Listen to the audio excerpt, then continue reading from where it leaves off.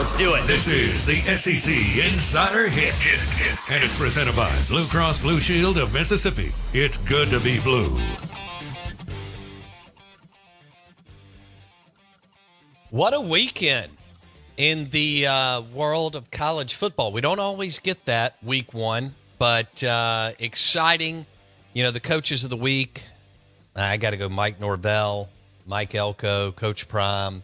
There were some others. I thought Hugh Freeze's Auburn Tigers, they didn't play a Power 5 team, but there's something about Freeze walking in the door and they're ready to go in 5 minutes. And that just goes to show you that whatever you think about him's fine, but he is one hell of a football coach. And he's going to let the SEC know about it at some point. But and their schedule is pretty favorable for a West schedule, right? I mean, they pull Vandy, and that's rare for the Auburn Tigers.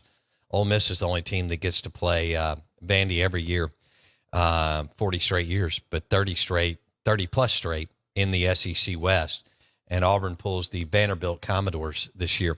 We are the Out of Bounds Show. We welcome in Tom Luginbill. Our SEC Insider Hit is brought to you by Farm Bureau Insurance. Bundle your car and home and save with your local Farm Bureau Insurance agent. Tom Luginbill, you had one heck of a ball game last night that I think shocked the world of college football. Well, there's no doubt about that. You know, it was one of what looked like many shocking moments over the college football weekend of week one. And, you know, it was interesting because heading into that game and spending some time with Mike Elko and his staff, like, you came away kind of believing it. Like, they weren't arrogant or cocky in any way, shape, or form, but they just felt like they belonged. And they kind of liked all of the talk about Clemson and Clemson and Clemson, while they just kind of hung out over here with this big-time quarterback that nobody really knows who he is. They're a really old and mature football team with a ton of experience. And I just think they thought they could hang. Like, Mike Elko told us, he goes, listen, we get into the second half, and this is a one-possession game, and he goes, our confidence is going to skyrocket. And I'll be damned if that's not exactly what happened. Well, it did. And what about Clemson inside the 10 3 times and no points, Luke's? I know. Their first three drives of the third quarter, they go to the 1, the 4, and the 7-yard line. 2 turnovers and a missed field goal. And listen, and I said it on the broadcast last night, most games are lost. They are not won. And I don't want to take anything away from Duke. But at the end of the day, Duke had that spectacular run from the quarterback, Riley Leonard. But aside from that, all they did was not screw it up. They made fewer errors, while Clemson kept compounding error after error after error, which was so uncharacteristic of them as a football team and really as a football program. So it was a bit alarming to see what was taking place. I know we're going to get into week 2 pretty quick because of the big matchups. We're visiting with Tom Luginbill, national college football analyst with ESPN. He called the game last night. He referenced, I thought it was a really good back and forth before the game with Elko and Lugs, and how calm Elko was. And just, that's not usually what you see. You're talking about a team that gets out recruited by 50-plus spots, by Clemson. And yet, as Tom said, they did what they needed to do. And Tom, when you're out recruited, when the talent gap is that wide, even in the first half, when Duke muffed the punt, I thought, because I've seen this a lot with Mississippi State and Ole Miss over the years, they play their tails off against a team in the SEC that's better than them, but you literally can't make one mistake. And Correct. When Duke muffed that punt, I thought, well, they won't be able to overcome that, because usually when the talent gap is that wide, you can't, Tom. There's no question. And, that was why Duke went 9-4 last year. You know, they were plus 16 in turnover margin, second highest number in the entire country. All right. Anytime they converted over 40% of their third downs, they went 8-1. So, like, they did all the little things right. And in the first half, they had some self-inflicted wounds, and Clemson did too, right? Clemson didn't let them off the hook. When Duke made a mistake, Clemson would then go and make one. But I'll say this about, and this is why this still counts for something. We don't see it very often anymore because of, how quickly guys are in and out of a program or how quickly guys move on to the NFL. That Duke team, if you run down there too deep, I would say 75% of their starters in their 2 deep, maybe not into their 3 deep, are either a redshirt junior, a redshirt senior, or a graduate Wow. transfer. So like their front four last night that started, 2 fifth-year seniors and 2 sixth-year graduates. So like age, maturity, experience, having played a lot of football, it means something, man. And those kids, when things didn't quite go their way, nobody folded. Right. Nobody panicked. They just kept hanging in there and chipping away and chipping away. And I'll say this, man, and I said it on the broadcast last night too. The thing that was most eye-popping to me is that when I watched Duke on defense, they were faster than Clemson on offense. There was not a speed discrepancy. How does Clemson that does happen with the way Clemson recruits, Tom? I don't know. We talked about it on the broadcast last night. Clemson was having a real problem separating. They were having a real problem getting guys open, and that leads me into my next bit of analysis. I think they got a problem at quarterback. I was not, and I don't want to speak for the rest of our broadcast members, but we were all talking about it post game. I was not impressed with Cade Klubnik, and I didn't think Dabo trusted him. I thought they were very hesitant with him. Thought he missed a lot of throws. Just wasn't accurate throughout the night. They couldn't get the ball downfield. Neither team could, for that matter. But there's been a lot on that kid's shoulders in terms of anticipation and expectation, and I didn't see them look any different than they looked last year. Tom Luginbill called the game last night between Duke and Clemson. Duke with the big win. And I agree with you, Tom. I don't know where Duke found that speed, but that was and they never have that much speed in the secondary. I mean, you're right. That D-line, that veteran D-line was very disruptive. But where in the world did they get those guys that could run in the secondary? Well, they're not very big, and I think that's a part of it. They've kind of traded size for speed. It's weird because their body types positionally are the opposite of what they should be. They have like a 6'4" corner and a 6 foot and 6'1" corner, and their 2 safeties are 5'10".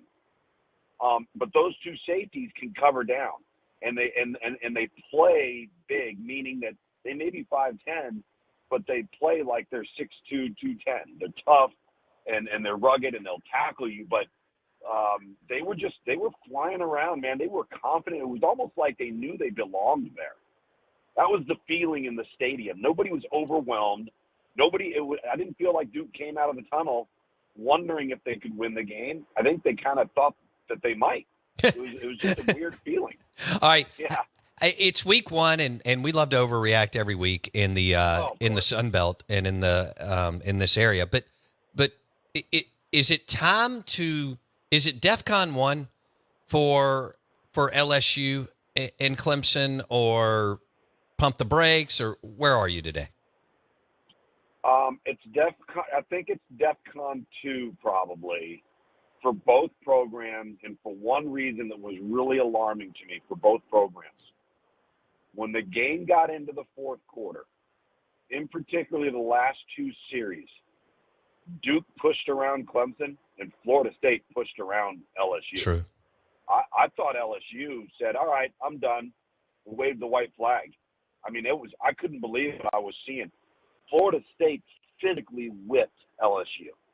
And it was really something to see, and to see LSU and really Clemson the last 2 to 3 series on defense literally got pushed around. I mean, it was, the clock rule that I mentioned last night, the new clock rules where the benefit really comes into play is if you're ahead in the fourth quarter or late in the fourth quarter and you have the capability of running the football, it's going to be really hard for the team that's down to get back into the game because the clock's not stopping on first down. So You're just rolling and rolling and rolling, and Clemson was just letting them do it. And it was just mind-boggling to see. So I think there's reason for alarm, but I say that, and I also firmly believe that we could say the exact same thing about an overreaction to North Carolina and South Carolina. Again, is North Carolina going to go out every week and have 9 sacks? No. All right. Have they improved on defense?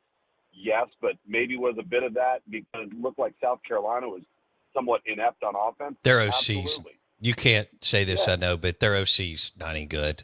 Shane made a bad hire, but so, all right. Tom Luginbill, National College Football Analyst with ESPN on the Farm Bureau Insurance Guest Line. Tom, I don't know how much of Arizona you've watched because you bounce around the country, but I do have a Power 5 matchup in state. So I think Jaden DeLora can flat out play. He's played for a long time. Mississippi State is hosting Arizona this weekend. Somebody described him to me as Johnny Manziel light. We got to watch him last year. He gave Mississippi State some problems, although Mississippi State pulled away. It was a sloppy game late at night in Tucson. They'll be in Starkville this Saturday. Tell me what you see when you've watched Jaden DeLora play, Arizona's QB. That's a really good assessment you made of him because if he's not very big, like if he walks out of the tunnel, you're going to look at him and go, that's interesting because he's not only is he on the shorter side, but he's on the thinner side too. So he kind of has that Bryce Young feel to him. But he's scrappy and he's competitive and he finds ways to make plays. Now, I don't think they're anywhere near, especially on the road in that environment. That's going to be a difficult environment. That'll be something different than they experience in the Pac-12, outside of going to Washington or going, to Oregon, maybe to Utah, but it still isn't Starkville, not with the Cowbells. But, they lost their best receiver in Dorian Singer to USC. And so Tatoria McMillan is their big outside guy that they really rely upon. I just don't know what I would make of their roster as a whole. They exceeded expectations in terms of win-losses last year, gave SC all they could handle, probably should have won the game against SC that they played in Tucson last year. But I'm going to be interested to see how they handle the environment. I mean, at the end of the day, that's as a road team with an experienced quarterback, you've got to consider that if you're the Arizona, you got to feel like you're going to be able to handle that properly. Tom Luginbill on the Out of Bounds show. Jaden DeLora coming into Starkville, Arizona's quarterback. He's played a ton of football, and he's a playmaker because, as Luke said, he doesn't have a lot around him. And what he did have, one of the guys transferred to, did you say Southern Cal, Tom? Yeah, Southern Cal. Okay. All right, let's go Texas, Alabama. What does Sark have to do to find the magic? I think Alabama's got a lot of question marks. Texas does too. But what does Texas have to do to make this a game with a few minutes left to go in the fourth quarter, Saturday night? They got to be able to effectively run the football. Texas cannot become one-dimensional because they're unable to run the ball. And the reason why I say that is I think they need to limit Alabama's possession because say what you want about Jalen Milroe, he is a nightmare on the ground. I mean, he is a handful, and he is big, physical, explosive, and that's something that Alabama defensively, they don't have to prepare for that element when they're taking on Texas. Alabama's playing 11 on 10. Quinn Ewers isn't hurting you with his legs. He's not involved in the design run game. So they've got to, I think that Texas has got to avoid becoming one-dimensional. And their running backs are new. They're fresh. Cedric Baxter is going to be a really exciting freshman to watch. He got in the mix last week in their win over Rice. I know it was Middle Tennessee State, but Alabama didn't play like it was Middle Tennessee State. And I know it was Rice, and Texas played like it was Rice. and I think that's the best way I can frame it up. And I don't. That's not to say that they won't be amped up and ready to go. They will be. Sure. But this is a massive, monumental hurdle for Steve Sarkisian as a head coach. It is. And for this Texas program, this is what they haven't been able to do since Mac Brown departed. They outside of the Sugar Bowl and beating Georgia in the Sugar Bowl, yeah, this is the game that everybody's been waiting for them to pull off so that they can get the monkey off their back and just go forward and not have to worry about being judged with how they play in big games. It's not too dissimilar to what we used to talk about with Jim Harbaugh, 3 short years ago. They were terrible against teams that were in the top 10, below average against teams that were in the top 25. Couldn't beat Ohio State. And the moment that changed, their program changed. And it only takes one time. So all the pressure's on Texas. Yeah. Okay. Tom Luginbill on the Out of Bounds show. Week 1 was fantastic. Week 2, here we go. We think we've got better matchups and more Power 5 matchups, so it could be really exciting. Tom, Bobby Petrino and A&M against Lance Guidry and Miami. For our listeners, Guidry is a dude. He was a heck of a DC at Marshall. He spent about 10 minutes at Tulane. Mario was smart enough to tap him as their defensive coordinator. Petrino they look totally different. And so we could have a heck of a game. Who do you like and why this weekend between A&M and Miami? Well, it's interesting. I think it's an extremely difficult one to handicap because Miami looked really good. You know, neither Texas A&M or Miami played to the level of their opponent. And I thought Connor Wigman was really, really good. They pushed the ball downfield. They looked organized. They looked like they'd gotten a little creative. There was clearly order within the offense. They were confident. They were decisive.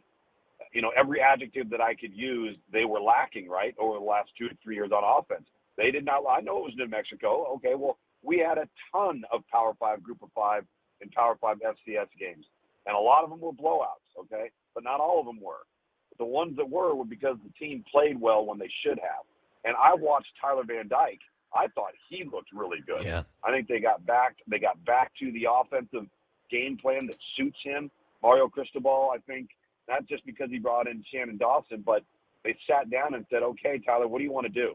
What are you most comfortable with? What do you want to stay away from? And I think that's going fast, being decisive. That's exactly what Rhett Lashley did when he had with them. This one to me is a toss-up. I really think it is. Do I think Miami is the better team? Maybe not. But again, they can rush the passer. Got 10 starters back on defense. I definitely think Texas A&M has better offensive skill personnel in terms of more weapons than Miami has. And I'm saying that based off of what I saw Miami have last year and what I know they have coming back, and conversely with Texas A&M as well. So that may be the edge. If it turns into the track meet, does A&M have better playmakers? Okay. I know it was UMass, but Hugh Freeze has the ability wherever he goes to make his team look good from the jump. And there is even some good coach, like Mike Norvell, took him a little while at Florida State. Yep. I mean, okay, no problem. Now he's riding high, more power to him. They look great. Without getting bogged down in it, I know it was UMass, but they just looked sharp. They looked well coached on offense and defense, and you got to tip your cap to Hugh Freeze. Luke's? They looked prepared in the same manner that Colorado did. Yes. And I'll tell you what, and I love it. I think I said it on your show last week. I said Robbie Ashford will have a role here. Yes. And when they bring in that package, it could be short yardage, it could be goal line, it could be between the 50 and the plus 40 where you have a 4th and 3 and you're like, we're not punting. Like, that thing makes them even more dangerous. I thought Peyton Thorne was very efficient.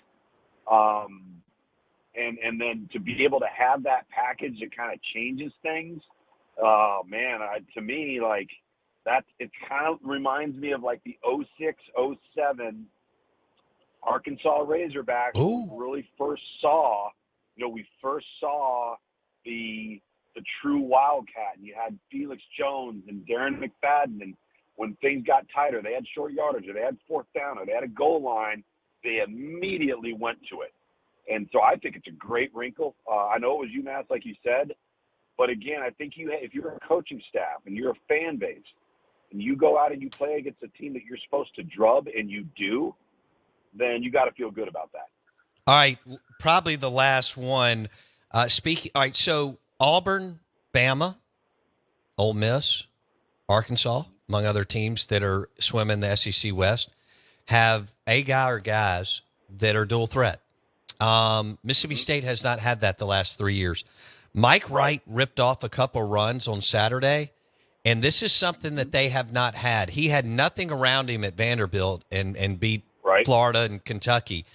Tom, I was at the game. He's faster than I thought. The kid's got some skills.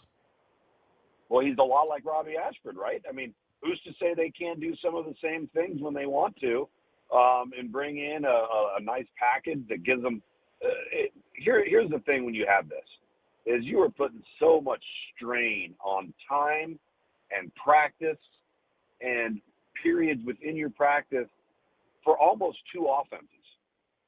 And one of them has option principles. And that's problematic. That's hard to prepare for. It's a lot. And so I just think if you have it, you got to utilize it. We'll leave it there. Tom Luginbill, national college football analyst with ESPN. Where are you this weekend? I can't believe you didn't touch on it. I've got Ole Miss at Tulane. How about that one? All right, we got a minute and a half here. So yeah. I think, well, you can't go into it like that. All right, just Tulane lost their defensive coordinator, but they've done a heck of a job. Last year was an amazing season. Ole Miss is more talented. Give me kind of what you can say since you're calling it. Yeah, so number one, the two quarterbacks, two of the most efficient performances in week one of all of college football. Nobody's talking about it. I think there were either 2 or 3 incompletions between the both of them, Michael Pratt and Jackson Dart. So, I mean, you got to be impressed with that. Tulane beat a much better football team. Obviously, South Alabama won 2 games or won 11 games last year. You're right. Ole Miss has more talent, but that Tulane team plays above their talent. And the quarterback's a dude. Defensively, they had some losses at the linebacker spot, but they're still going to be deeper than people think they are. And not only did they lose their offensive coordinator, Willie Fritz had to replace his offensive coordinator, defensive coordinator, and special teams coordinator coming into this season. Yeah, so Pratt, I mean, that guy, he's been playing a long time, kind of like Jaden DeLora. 7,500 total yards, 72 TDs. He's been around a while. I don't know if he can give Ole Miss's defense some problems, but he can. He can throw it and he can run it. And then, do they have the weapons to be able to pull it off? They're a football team that's pretty diverse in their approach. And they'll run it, they'll throw it, they're multiple, but he can run it too. So if you haven't seen him, it's kind of like Riley Leonard last night when he came on in our open. If you haven't seen Riley Leonard, you're going to like him. Yeah. And he's going to be a darn good player. And I think Michael Pratt's very similar. Thanks, Tom Luginbill. Be good, buddy. All right, buddy. See you. He's got Ole Miss at Tulane this weekend. Michael Pratt, 7,500 yards. Right around the same number as Jaden DeLora for Arizona. Both guys have played a lot of football. We're live in the BankPlus Studio. The Out of Bounds Show, ESPN 105.9 The Zone, is brought to you by Southern Ag Credit. Financing life outside the city limits, from livestock to agribusiness and land loans. Southern Ag Credit in Ridgeland has the experience and expertise to make your dream of owning land a reality. Back in a sec.